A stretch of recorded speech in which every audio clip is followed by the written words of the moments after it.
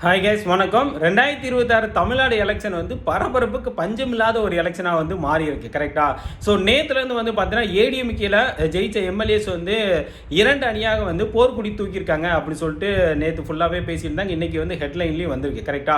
So இதில் இருக்கக்கூடிய constitution ப்ரொவிஷன்ஸான anti defection லா, கட்சித்தாவல் தடை சட்டத்தை பற்றி பார்த்துடலாம். கரெக்டா? ஸோ இந்த கட்சித்தாவல் தடை சட்டம் அப்படிங்கிறது 52nd அமெண்ட்மெண்ட் ஆக்ட் 1985ல 10th ஷெட்யூலில் வந்து ஆட் பண்ணுறாங்க. கரெக்டா?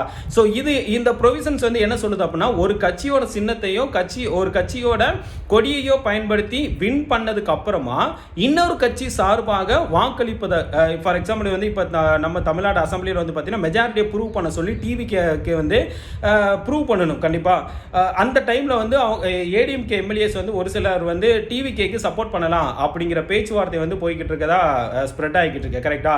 ஸோ இப்படி பண்ணினாங்க அப்படின்னா ஏடிஎம்கே சேர்ந்த கொரோனா வந்து சபாநாயகருக்கு இவங்க எங்க கட்சியில மரபுக்கு மீறி மற்றொரு பார்ட்டிக்கு வந்து சப்போர்ட் பண்ணிட்டாங்க, இவங்களை வந்து தகுதி நீக்கம் பண்ணலாம் அப்படின்னு அந்த பார்ட்டியோட கொறடா சபாநாயகருக்கு ரெக்கமெண்ட் பண்ணாருன்னா சபாநாயகர் அவங்கள ரிமூவ் பண்ண முடியும். கரெக்டா?